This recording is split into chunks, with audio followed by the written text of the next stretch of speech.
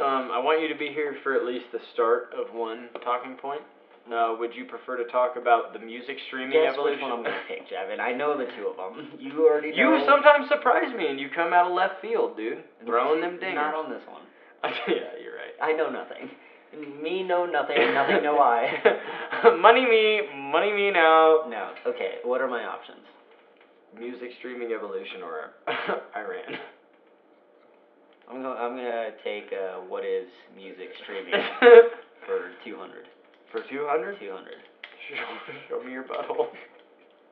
Alright, well, since I'm older than you guys, You are. I actually remember buying cassettes. That is something. That was... Okay. I remember buying maybe one or two cassettes, honestly. Ironically? No. Like, in like My mom's maybe the Ford first or Taurus second definitely grade still before has we a had cassette player. our first like Walkman or whatever. Yeah. Maybe. No, Do you I remember walking down the sidewalk with a Walkman And it was then just like it's like and you'd have to be like Yeah. And then I got a Yeah. G-Force. oh Do you remember yeah. those? A G-Force CD G-Force? players? So they were like shock resistant. Yeah. Oh, like real thick though. Yeah, they were really big boys, yeah, but so you when could I run go- with them. But it was crazy because I'd go ride with them, and I can't even like to this day. I'm like, how the hell did I ride With a with this like giant 8-inch plastic tumor bolted in my I want side? Yeah, sometimes- Let's bring that back. Sometimes I climb with my phone in my pants, and I'm like, man, that's bulky. But yeah, Get it- you're right, get dude. it out. I used to like the Yeah. CD players that you used to run with were fucking. I mean, Are shit. you saying we're getting soft? We are getting soft. We need to start running with CD players again and soon. You earn that music. Yeah. Oh, are you running too fast? The music's skipping? Well, suck it up. Oh, the worst part about that was whenever you go to do something, you're like committed to this CD. Oh, You're like, yeah. If I'm gonna be gone There's for 12 2 tracks. hours, you're like, what do I really want to hear over and over? I think that's why everybody before like Spotify knows all the words to their favorite songs because you literally had to listen to it. Yeah, like, you don't over and understand over that, and like, over again. You had, a regular like blank CD would probably take what about 80 minutes of music, so A good one. a good one would. Yeah. So at the most you had anywhere from 12 to 21 songs. Yeah. And those songs, there was no misses. Every song on that CD to you was a fucking hit, dude. Yeah. Like there was nothing beside that. And the worst part was when you like really liked a song back in the day, and you would burn it onto a CD, but you're like you only liked it for like 2 weeks. Yeah, and then you're But like, then you're like you like all the other songs, and then you're listening to that track again, you're like, fuck this song. I God could've damn it, I wasted just this lost 4 minutes of my whole playtime. Yeah. That's a significant percentage of the CD right there. And when you start, like, how, the blank CDs, you have to name them something. And if it's They ain't hearing that, but we did. Oh, they years ago, definitely heard Something that. just took a shit behind our house. It sounded Get like outta a here, fucking ghost! Yeti. But, no, you don't understand the care that goes into those mixtapes. On Spotify, But you didn't. Because see, before you could even download music onto CDs, it was you go to the record store and you bought a CD, Yes. and that was it. Like, if you didn't like a song on the track, too bad. Too bad, it's there. Yeah. And you know what's crazy? Because I used to buy CDs all the time. That's what all my Christmas money always went towards. Like, when I was a kid, I always bought CDs. And I remember, like, you certain bands, you're so excited, and you buy the CD, and it's just straight garbage besides 2 Yes. tracks. And you're like, I wasted $11 on this? Like, are you kidding me? Like, One of my favorite things to do when I was a kid and I got my driver's license was I had like an allowance before. Wait, that doesn't make sense because I started working before I had my driver's license. All right, whenever I had an allowance, I would go to the CD I've learned store. so much about you. Yeah, no, but whenever I had an allowance, it was like $10 a week. And I would take that $10 and I would go to the record store and I'd find an album that I wanted, just purely based on the cover art. That was it. Like, because back in the day, some CD places you could like listen to some of the music before you bought it, but before that, it was just like, if you didn't know who the band Do was. you mean like that little guessing. headphone jack? That Yeah. Oh, yeah, where it would play like 30-second spurts of the song, and Yeah. you'd be like, oh, Okay, yeah. Yeah, no, but way before even that, I would go there and I would just find albums that looked cool from the cover art, Yeah. and I would just buy those. And I would say like 85% of the time, I was like, I fucking love this band. Never heard of them before, but I like it. I can tell you the first 3 CDs I think I ever bought. I know one of them. I do know one of them. What is it? It is System of a Down. Okay. I was gonna say Spice Girls. I will give you everything in my bank account right now if you can guess the next CD I bought. So was System of a Down the first? That was the very first CD Very you bought. first CD I remember buying because Zach was older than me. Yeah. So that whatever Zach was listening to, he would just burn me a disc. Okay. So Or he System would of, make a mixtape for me. I didn't have to do any of the legwork. I just got handed it. so System was the first. Yeah. And you were how old? Fuck. We lived in Cheyenne, Wyoming, so Christ. When did I was 12 when I moved here. So you were probably 10 or 11. I was like 10. Okay. So the That's next CD you fucking bought, how crazy old to were me you? that you guys Do were- what? The next CD you bought, do you remember how old you were? I still lived in Wyoming, so I couldn't have been older than 11. 10 or 11. Okay. Yeah. So System was the first. Yeah. And System was an influence from Zach. So what were you actually No, into? Zach did not listen to that stuff. That was an influence from my best friend at the time, Ben Mulhern. Don't watch this, Ben. Or do, man. Tell your friends, because we're trying to get out I there. don't think he's the type of person that would like. I haven't talked to him shit probably 10 Hey, years. Ben, You could be a watch completely this different shit. person now. No, his older brother Ethan, essentially talked me into it because he wanted to burn it. Oh. Yeah, Okay, so I so had what never kind of even music listened to were them. what kind of music were you actually listening to? Oh fuck! Whatever At, MTV had on, I'd put MTV on, and So So at that- 10 or back 11. when MTV used to play music videos still. So like, 10 or 11. So that's when you and I were in like TLR. the 6th grade, 6th, 7th grade, No, 5th, 6th. 6th grade, I moved here. So fourth yeah, and well I fifth was a grade ahead of you, so yeah, I'd have been like 5th or 6th grade. So you were probably listening to like maybe Switchfoot, maybe some Yellow Card, or were you more into like, what were you like? What you had to have had. I can't give you anything. Slipknot. But do you know the next CD you bought? Yeah. Is it how far away from System of a Down is it? Would you say? As far away as I you can could get. not throw a rock at it. So I was cannot right. throw Was it It's in the the same? fucking Spice Was Girls. it? Was It's it the rock? I'm not giving you Spice Girls. anything because Was it rock? the stakes are so high. Was it rock? Like was it in the same? All right. Was it metal? Was it metal like System of a Down? No. Okay. I'll give you 2 more questions, and they have to be softballs. Like you really have to. So it wasn't metal. Yeah. Was We're it talking- on TRL? TRL, Total Request Live. I don't remember what the fuck is that. You don't remember Okay, TRL? what- You used to watch MTV all the time. What the fuck are you Yeah, talking to fall asleep to. I would just watch So back, just the like, music like, videos. super early in the morning, like 2, 3 in the morning, where it's still just playing music videos. Is what Mm. I'd wake up to. Okay. Okay. So it's gonna be even more random than TRL. Was it? This will help. I heard the song on it late at night, and I asked my brother the next morning. I said like the lyrics to it, and he was just like, "Oh, that's blah blah blah blah." So it was well known. He gave you. At least Zach. He knew said who it's it was. blah blah blah blah. So there's 3 names there. And this is the song, and this was back before I even remember. Fucking Christ! I tried to find it on. I think I tried to look it up on AOL. Back when you like couldn't. No. Was it MySpace maybe? No, it was way before MySpace. Fuck, I don't know. Was it? I could look it up, but I don't think YouTube was a thing yet. It might Yeah, have it been. was- it was came out right in on- nine- If it came out. YouTube was YouTube was in '99, right?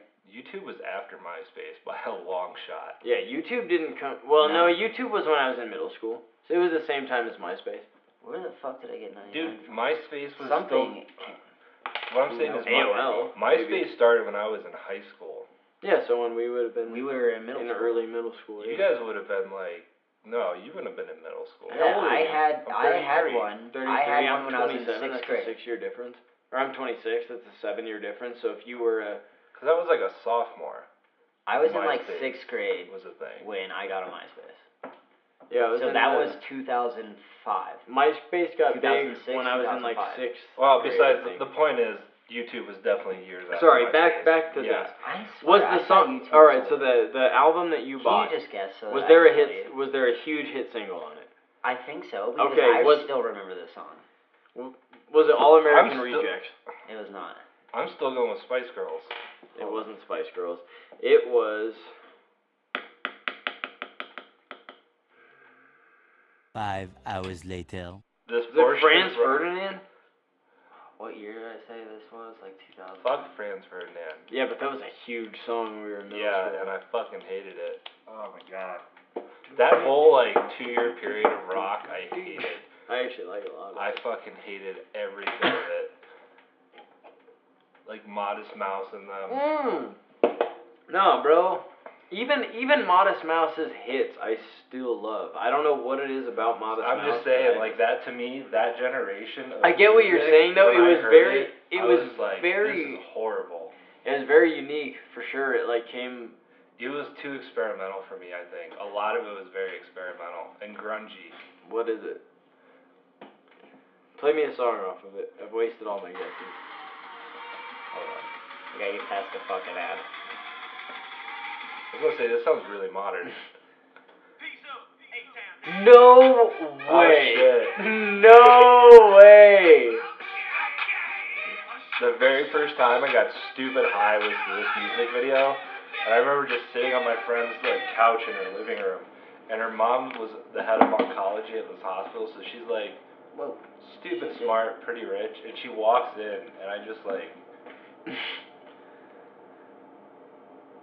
huh? I'm just sitting on the couch because her daughter had wanted to go take a shower. Her boyfriend was my friend. They were up in the bedroom, like, doing whatever the fuck they were doing. So I'm just, like, sitting on this person's couch who I've never met in person Hello, before. I'm in your house. Stoned as fuck. Watching an that. Usher. An Usher music video. That's wonderful. That's wonderful. So, guys, we realized that in the first episode we did not properly introduce ourselves at all because we're just a couple of idiots. So my name is Javin.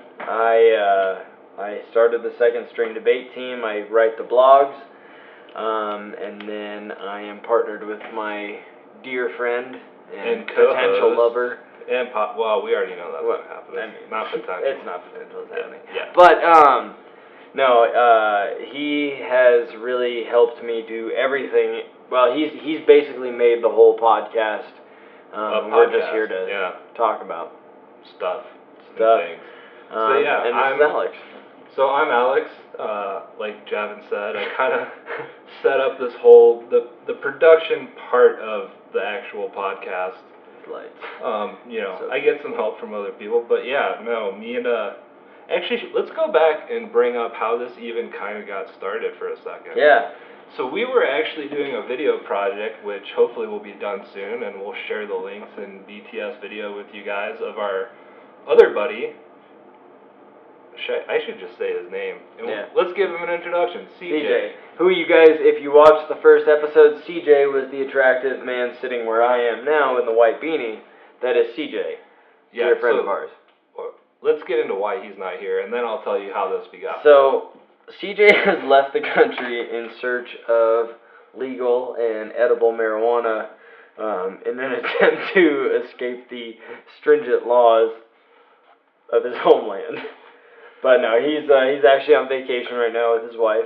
So, you know, I guess somehow this podcast takes, you know, second place to that. It's just not good enough for whatever. But yeah, anyway, so we started this actually kind of on a whim a little bit. We were shooting an interview for CJ's video, and it basically just so happened that the 5 of us all happened to be in the garage at the same time while we were filming the interview for CJ for his project that we're working on right now, and this just kind of naturally occurred, and we already had the lights set up and the video and audio. Yeah, and it just turned into this perfect, like, everybody was just having a great time, basically.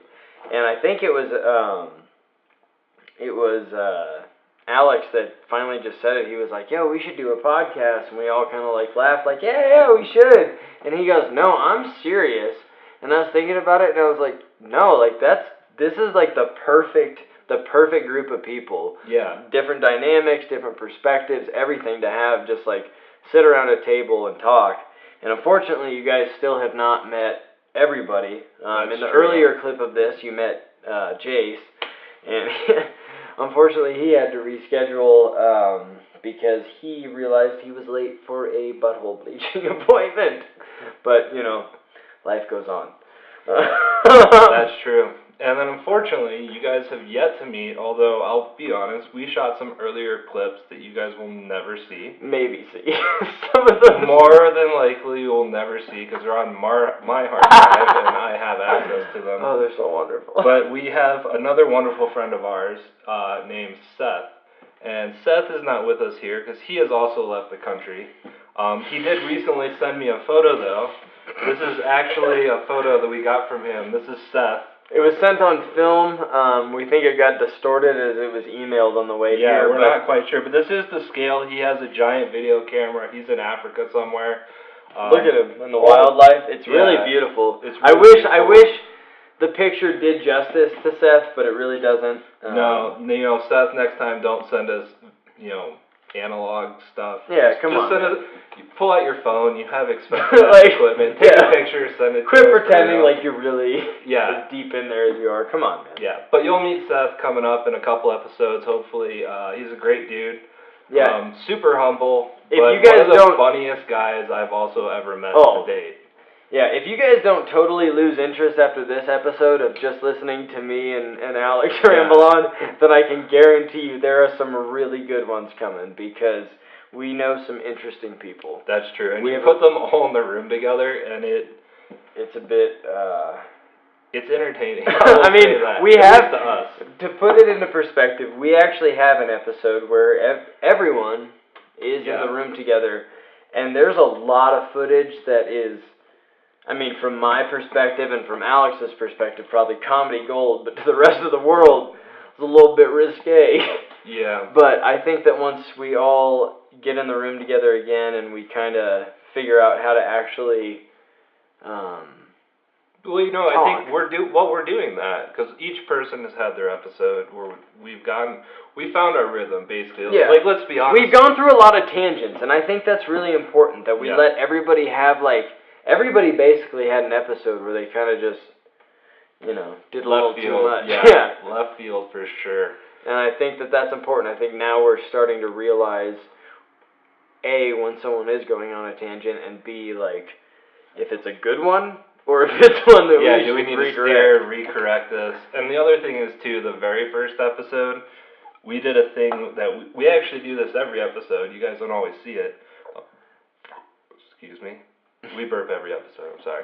No, but every episode, before we start actually recording, we do a 20-minute just kind of free riff. Everybody can talk about anything they want to. It never goes into the podcast. And I will tell you, the very first one of those we did was so off the rails. And everybody was talking over everybody. And that one clip was enough for us to realize, hey, when someone else is talking, don't talk. And also, there are limits to what we can talk about. Yeah, and we also learned, for the very first one, Alex had the idea. He encouraged Jason and I to smoke as much weed as we possibly could. And it went down quite quickly. Yeah. Yeah, so we also realized... So we learned that, too, that... there's tolerances. Yeah. We have thresholds that we Not everybody's Joe Rogan, Yeah, that is 100% true. Oh. Alright, well, now that Seth has departed, and we've talked about him finally, which we can't wait till you meet him. We can't wait till Peaches is back. Can't wait till everybody is around the table again and we are having the proper conversations that we should be having. But that doesn't mean we can't do it now. And we are going to do it for you, the viewers, because we love you. And each other. Sorry. I went for a hand grab. You went tongue. I get it. Okay. No, we were getting frisky over the cactus. Well, I mean, That's an important piece right there. It is. All right, guys. So we want to bring you into a new segment that we are trying out on this podcast called Rambling Over a Cactus. And this is basically just Alex and I trying to figure out what works and what doesn't work through this podcast. So if you sit through the whole thing, well, bravo. You've enjoyed the experiment. I hope you enjoyed the You've experiment. won no awards or any money. Do not email us. Or email us. Or actually, email us, contact us, share us, whatever. I was just kidding. Kiss. We need you guys. Kiss us? Yeah, maybe. Alright, so, we wanted to talk about a few things tonight, but the first thing being the evolution of, not necessarily music streaming, but just Finding your music. Finding your music, sharing music, things like that. Because, Alex and I were both brought up in a time where CDs that was it. Like, you had CDs, and you had a whole bunch of them, and that was it. And you basically had a lot of other songs that were kind of useful to you, besides for the one that you bought those CDs for. But you were basically limited in the play. Yeah, you were limited in the play. And another thing that, we've kind of talked about this before, but me and CJ actually, we grew up kind of riding BMX. And one of the cool things in that genre, I guess, in the late 90s, early 2000s, was one of the things that they did on those videos that they would make, that we used to watch as kids to get pumped to go ride. At the end of it, in the credits, they would show you the name of every song, band, artist, for every segment in those videos. And I don't know, like, it was really cool to, like, that's how you found your music when you were, at least back then. Like, that was one really fun way to find your music, because you couldn't, obviously not everybody was rich enough to afford a $10, $12 CD all the time, so that was a great way to, like, find out what music you wanted. Well, no, and you're absolutely right. Like, finding music back then, you basically, well, not one of two, but you only had a few avenues. You had MTV, you had skate edits, bike edits, because I remember a lot. We'll say that. Yeah, we'll just say that, because they all shared the same kind of soundtrack. Like, I remember I found Atmosphere through a BMX edit. Which is weird, because I found Atmosphere through snowboarding. Yeah, but they were like... If you haven't heard of Atmosphere, highly recommend Dude, the kings of the Midwest rap game, baby. Oh my God. If you want a mellow, sweet snowboard track... If you want somebody to just whisper sweet Midwest nothings into your ear, then you better listen to Atmosphere, alright? I think I understand his name now.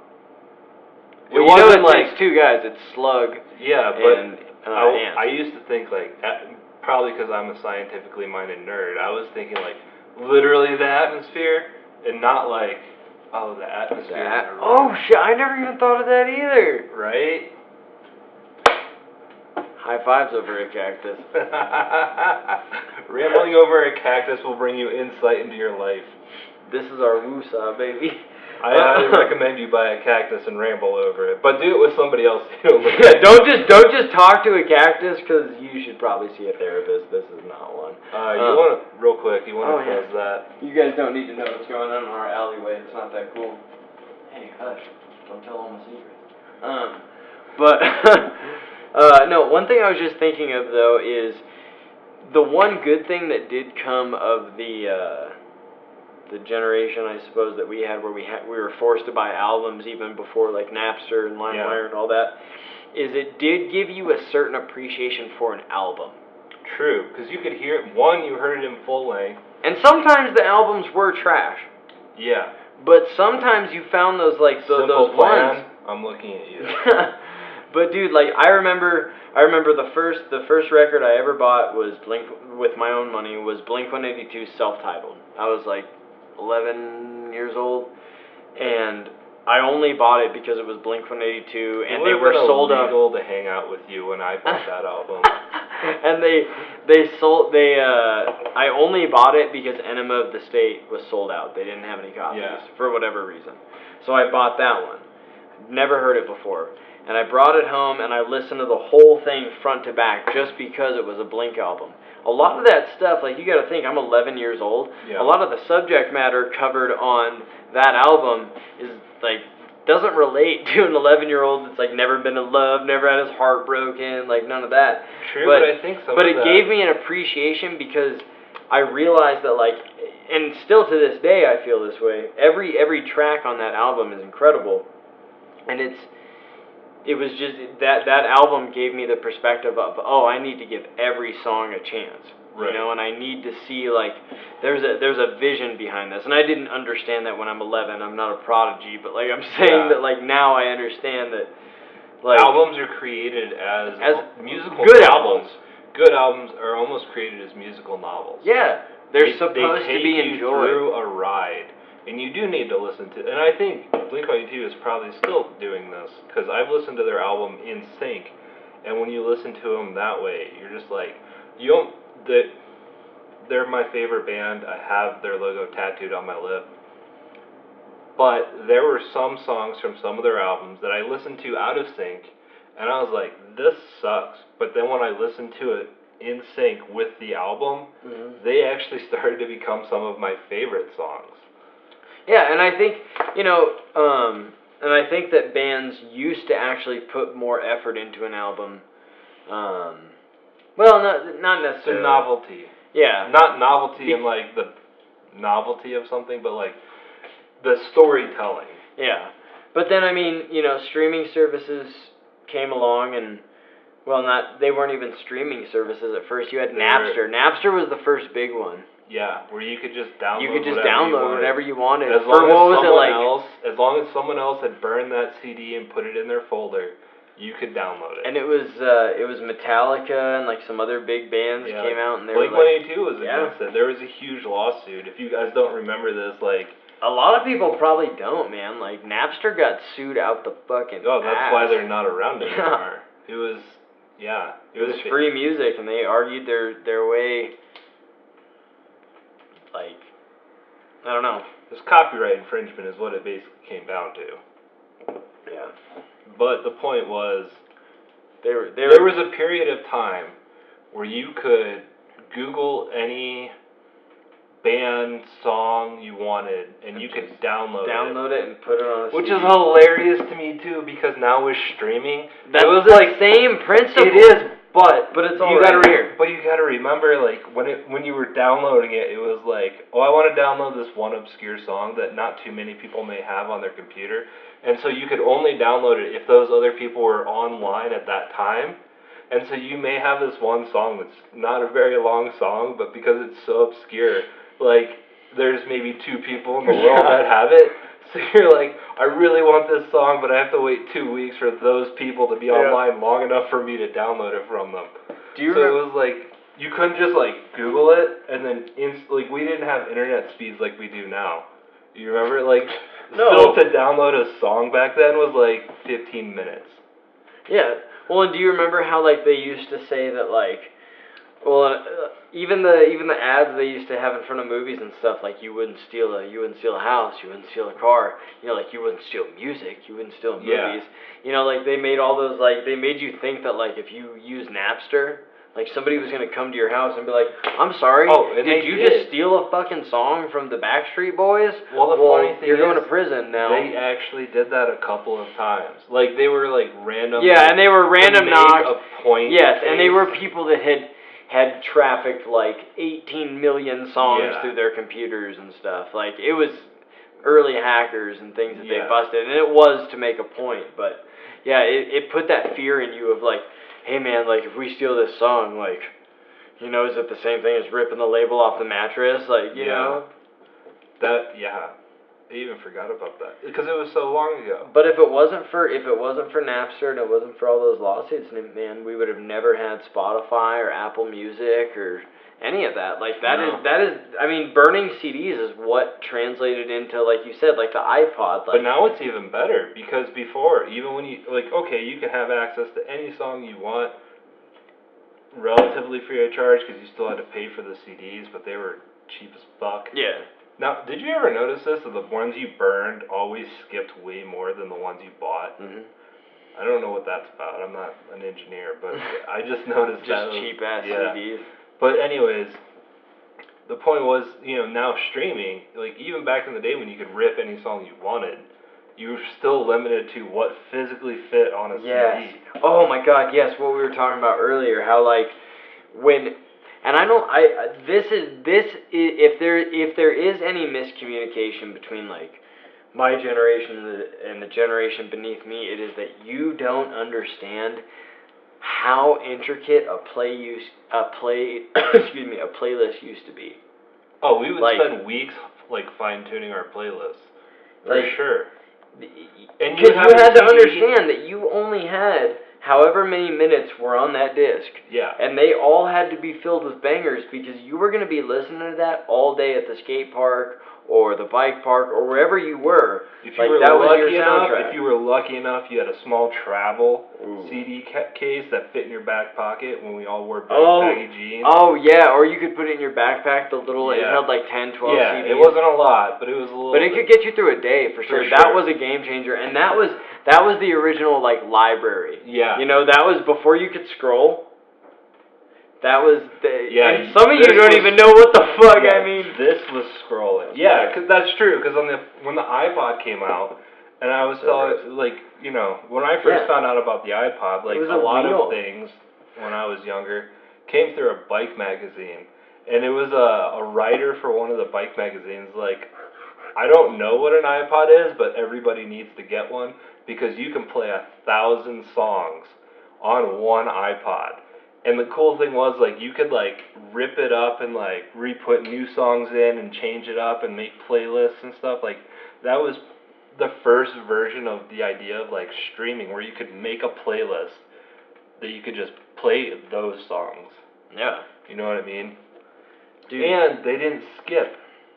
For the first time, you had a music player that when you were Yeah. riding or doing... No matter what you did, unless you threw that thing on the ground, it would not stop, or you got it too cold. Yeah, It that's true. Or you went. What did you remember? The battery life was like maybe 2 hours. Yeah. But still, still, the point was... you could do anything, dude. That was such a game changer. Like, cause I remember when I went from like my last like good banger CD that I had made into when my parents gave me my iPod, and like, I think it's funny that like, at least me, I still remember like the CDs that I had. Like, I still remember certain tracks. You want to know what's really funny too? So, the verge between CDs and iPods. By the time I actually could afford an iPod, I think they were on the third generation, and I still had a G-Shock. Like, you guys won't remember these, but they were like CD players for extreme athletes. And so Oh I think yeah, that was shit. yeah. The fucking like Yeah. the red top burger. If you're not from Colorado, you won't understand that. But Yeah, so yeah. I think it was my sophomore year of college. I finally got an iPod, and it was like the iPod Nano or whatever. But what's hilarious was when I was in high school, my parents, for one of my Christmases, bought me like a set of proper DJ monitor headphones. Okay. Like $300 headphones, Yeah. right? But they were DJ monitor headphones, which means the cable that they plugged into, it was like this big, right? And it was fine when you plug it into a giant CD player, that the cable knob that sticks out is this big because everything's big. But then I went to an iPod, and the cable plug that stuck out of it was bigger than the iPod. So I'm walking around campus with my like little iPod in my pocket. With all the attachments. Yeah, with to the make... giant like head. Oh my god, I love those things. They were so great. I used to wrap them around my neck, and when you're a kid and you watch movies and they're doing like B-roll, but they have that music playing over it, and you're like, man, I wish my life just had a B-roll soundtrack to it all the time. These headphones were so loud and so clear, I could put them around my neck and flip the speakers out and just turn my iPod up. As I was walking through campus, I just constantly had a B-roll soundtrack to my life that I forced everybody to listen to. Dude. And my best part about this was one day I'm standing in line for a math class, right? And this blind kid who I've seen around campus before, he's walking down the hall, 7 o'clock in the morning. I'm just standing there with my fucking douchebag DJ headphones, making everybody listen to see my bullshit God, music. I can see you Yeah. like that, dude. And I'm just standing God, I there waiting remember for a class, and this blind guy's like tapping his stick and walking down the hall. And I see him kind of veer off towards me, and I'm like, in my mind, I'm like, oh shit, like he's about to run into me. Like, what do you do? Like, do you grab his stick? Do you be like, hey man, like I'm right here. Like I didn't know what was going on, and he like walks his way up to me and stops right in front of me. And goes, hey, what are you listening to? And I'm like, H2O. And he, no pause. He just fires back at me. He goes, why are you listening to Water? And everybody in the hallway that was there, who one was listening to my shitty ass H2O music, which I still think is a great band, but two saw this blind kid just totally like rip me apart. The whole hallway erupts and they go, oh! And then he just walks off. And I was like, that's what I get for being a douchebag. Turn them headphones around, baby. Yep. Dude, I remember when I met CJ, he had this little iPod Nano or iPod Mini, whatever the fuck it was. CJ, who's off gallivanting in Europe right now. Looking for legal marijuana.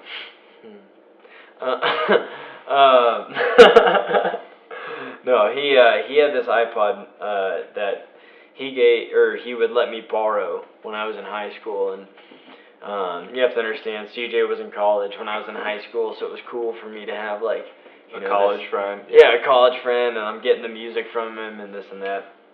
And I remember one song specifically, because I'm going through the little wheel of music, and a lot of the bands, admittedly, I just didn't know, at the time, and I'm like, Real fuck. quick though, can we bring it back to that wheel of music? Yeah. I actually really miss The the Yeah, I missed that too. It was so nice to just, even sometimes, do you remember how you could just spin it? yeah. And it would go. But, so I'm going through the wheel of music, and I finally, I recognize a band, and it's Rage Against the Machine, because who the fuck doesn't know about them? And so I'm going through the music, and I'm listening, and finally the song, How I Could Just Kill a Man, the cover of, Cypress Hill came on.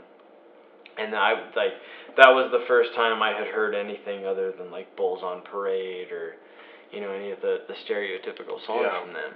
And I was like, holy Jesus Christ. And I was just like so blown away by that song. And I remember like I came up to CJ and I was like, dude, like show me more music, and I think that's like really when my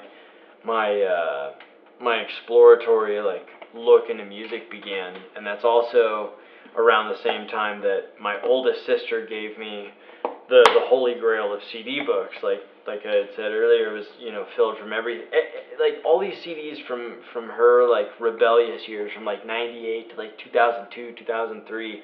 So I was just given this holy grail of rebellion at the same time that I was given an iPod, and I was able to like force all of these just like songs that a young teenager probably shouldn't be listening to, but dude, that's just like what saturated my brain at that time. You know what's funny though, like you kind of say that and it just brings back something. The one thing that I think hasn't changed with streaming music is I remember we used to go for cruises basically, and what a cruise basically was when you'd get in the car with everybody and you just go drive around national parks or whatever we had. But the driver got to pick the music. And a lot of the times, what was happening was you were hearing music you've never heard before. And so you were discovering music that way. And I think one thing that hasn't changed, and is probably streaming music has actually amplified that, is if you drive in a car with somebody now, exposure in the car, you get more exposure to more music. That is now. True. That is true, depending on, because I'm the same way. Like, if you're in my car, like, I'm definitely hooked up to the speaker, and if that's just what we're listening to.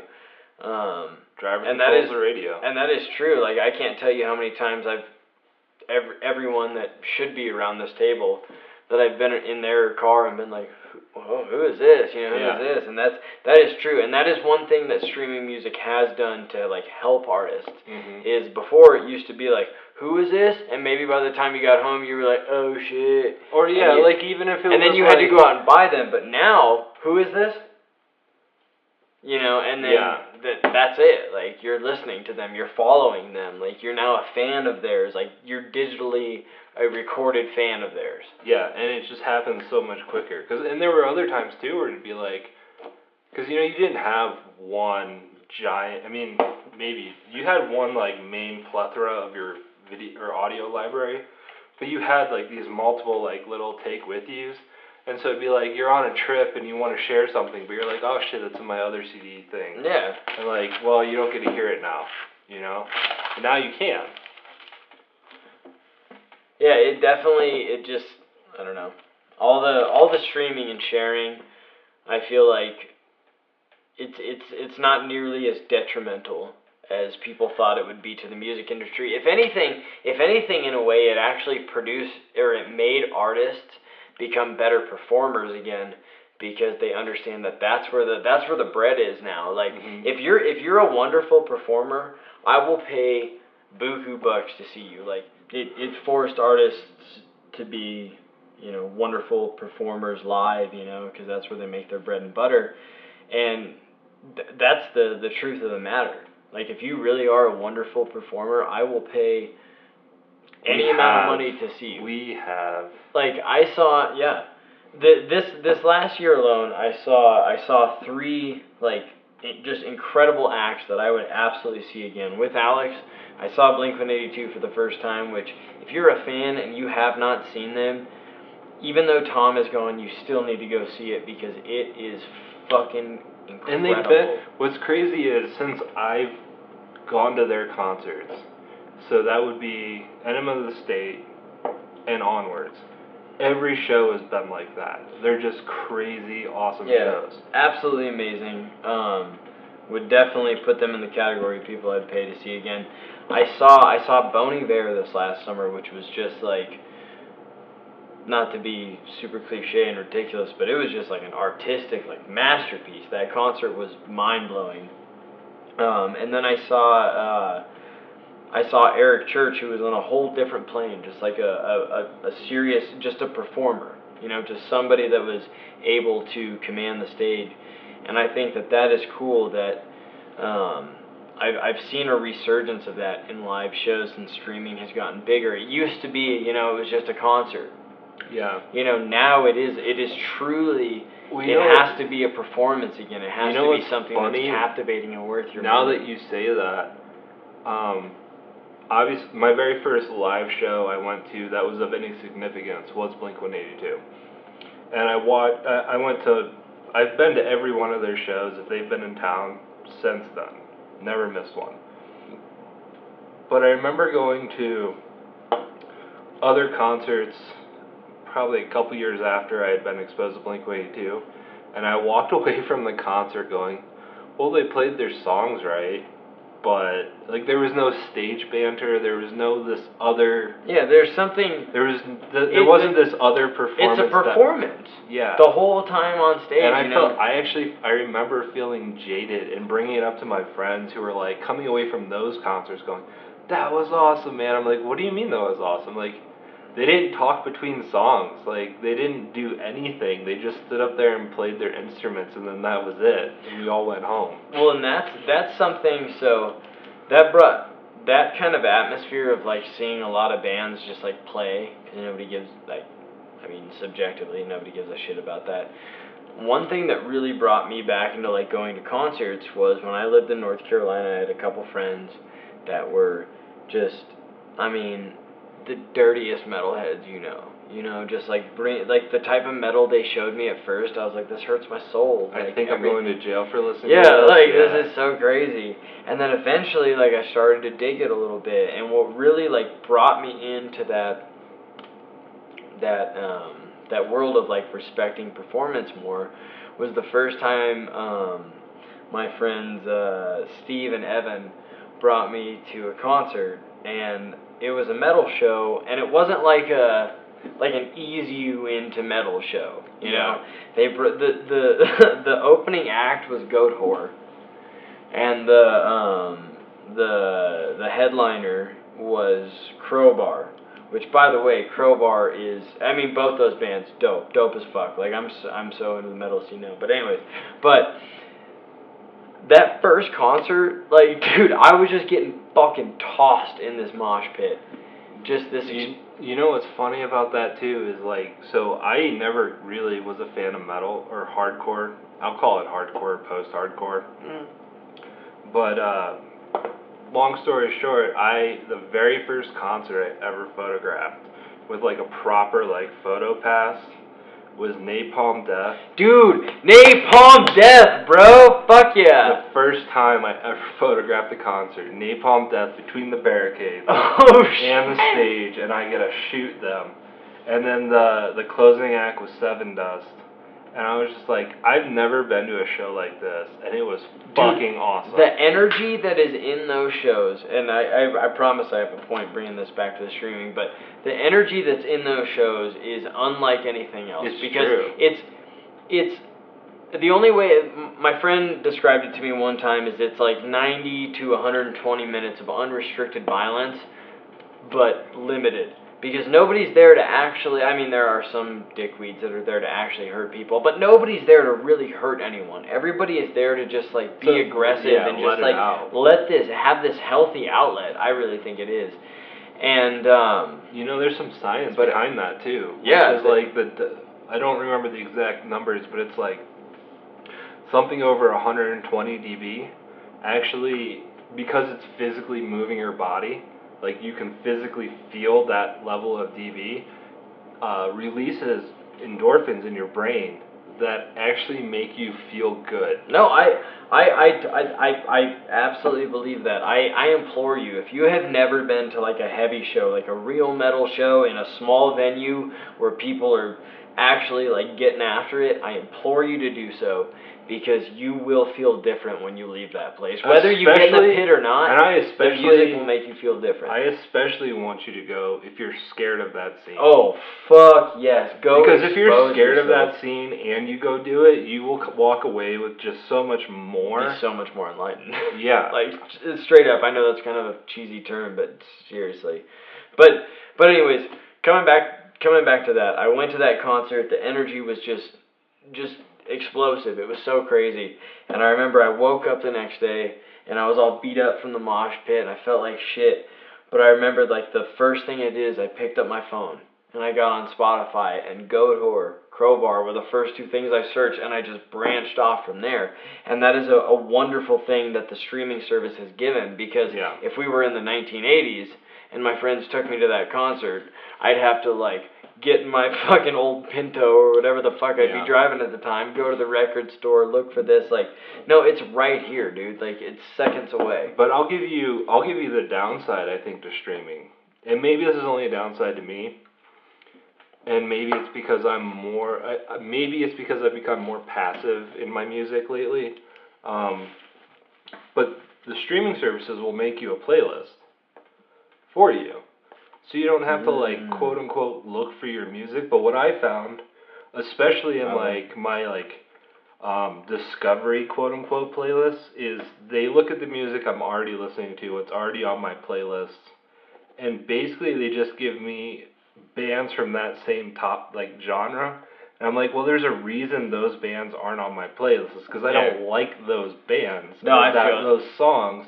And so I get like 1 in 50 discovery songs that I'm like, okay, I like that one, I haven't heard it before. But most of the time it's like, no, I've heard these songs before, I just don't like them, that's why they're not in my playlist. So why are you feeding it to me? It doesn't necessarily like really expand your musical taste, but because I'm also lazy, you know, when I have downtime, I'm like, alright, what's the new specs on this new camera? Or like, how do I do this photography technique? Like, I'm not back in my teens anymore. I'm like, okay, what's a cool new music I want to listen to? I'm like, I have a decent enough playlist now that it's deep enough that I won't hear the same song in a week. Yeah, I do feel you there. Like, some of the populated playlists that you get on services are a little whack. You know, every now and then you'll find a good song on there, but they do, you know, they use a basic algorithm of like, oh, you like, you know, this many beats per minute, blah, blah, blah, so on and so forth. But, I don't think you should ever be reliant on stuff like that for your music. But, you know, I think I think what really is so incredible about these streaming services, at least for like me, is when you can't sleep or something like that. I have found so much good and bad music. Just like surfing through Spotify and being like, I've never even heard of this kind of music before. Like, let's see what the fuck this that's is. so interesting to me because I have a horrible sleeping problem. Like, even right now, I'm almost on like a 36-hour sleeping cycle. So I'll be up for 24 hours, I'll sleep for 12. Up for 24 hours, sleep for 12. And when I can't sleep... Don't do that. No, it's a horrible thing. I don't like it. But the point is... Oh, well, I'm not a doctor, so I can't It's a horrible help thing. you. The point is, when I can't sleep, I always I go to documentaries. And I'm just constantly what... And you know what's sad? There's this website, I'll give them a shout out, called freedocumentaries.com, or topdocumentaries.com, I'm sorry. Topdocumentaries.com. And it has a plethora of free documentaries you can just watch. And they're categorized too, like social sciences, political sciences, mystery, crime, science, psychology, whatever. I mean, if you can think of it, they have it. I've watched everything that's of any interest to me and a few that aren't of any interest to me, and I've wiped it out. That's the downside, I think, to the documentary thing, is it takes so long to make a documentary versus an album. Yeah. But to me, I think it's curious to me that you go to music. See, I'm vice versa. And I go to science, and I want to learn stuff. If I'm not going to be sleeping, I want to learn things. No, I want to be. If I'm not sleeping, I want to be taken to the closest place that is sleeping, and that's like an escape through music. Yeah. You know? Well, maybe that's why I can't sleep as well, though, is because I'm But I do. I'm doing something that's engaged in my brain, so my brain stays that way. But on the other end of that spectrum, I am a junkie for any kind of documentary. Oh, it's my favorite thing to do. God, I can get lost. I'll watch documentaries over feature films all day. I think. And I'll watch a feature documentary over anything. Oh, a feature dude, get the fuck out of here. You make a feature I don't give a fuck if you make a feature documentary about this phone. Right. Right here, I'm sure. Yeah. Wonderful. You gave a budget to a documentary, I want to watch it. Yeah. Those are awesome features. Sorry, no, guys. If you want to recommend any feature documentaries, recommend feature. That's another thing. I don't even think we talked about that. Yeah, we haven't talked about this recommendation. So that is one thing we really want to start doing is artistic recommendations through this podcast. Or recommendations of anything. Anything. I don't care if it's music, film, paintings, whatever. Anything that you think that is interesting to us, and especially if it's stories. We want to talk about shit like that. Not to discount sciences too, because you have two. Yeah, you have two different minds working here. Sorry, I don't mean to exclude. We love talking about sciences. Basically, if you think you have something interesting to talk about, and even if it is nonsense, fucking send it our way. We're all about nonsense. I will decipher nonsense, and I'll talk about it all day. What most people don't know is Jace is also a high school cheerleader. I was. I don't know what you want me to do with that. But he wasn't very good at it. Yeah, I was on the D team. Do you remember your drills? Yeah, give us a routine. Give us a C. Give us an S. Give your life to Christ and you will be depressed.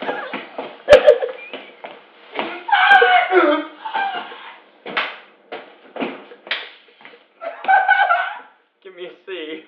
Follow Christ and you'll be depressed. But I'll have Jace, he'll be like this, his body, but his face will be sad. Sad. You wanna go to bed? We gotta be up early. Oh, we all do. Yeah, you gotta be up early. What time are they coming by? When are we getting the rides? I'm asking the group fam and no one's giving me answers here. I thought I was just driving up there. Well, it doesn't make sense for every single one of us to drive up there separately. I don't know why Instagram's not helping me at all. No, Maddie hasn't texted me back yet. I probably won't. That's fine. That is A-okay. we'll wake up at 6:30 and I'll call Maddie and be like, "Are you up yet?" Nope, I will not call Maddie. I'll call my dad and be like, "Hey, are you up yet? What time are you guys leaving?" And when he gives me an answer, they might have already left by then. And we're fucked. And we're just gonna have to drive up there. Yeah, that's what I didn't understand. Are we supposed to be there at 8? That's what they said. I was like, "You're fucking high if you think I'm gonna be in Denver by 8." You guys are driving all the way up to Denver tomorrow? Yeah. And I drove down here for this. Oh. You guys could have just drove up and stayed at my place tonight. That didn't even crossed my mind. Well, I had plans with her regardless, so that wouldn't. Well, we have bars in Denver, bud. Yeah, but we were with her friends. They can come up to Denver too. I don't think. Well, they're going up to Denver Tomorrow. all this weekend. I'm sorry. Well, Well, next time we know. that's the end of this episode. Alex is never coming back over. This is about to get extremely worse. Alex is gonna stab all of us. Night.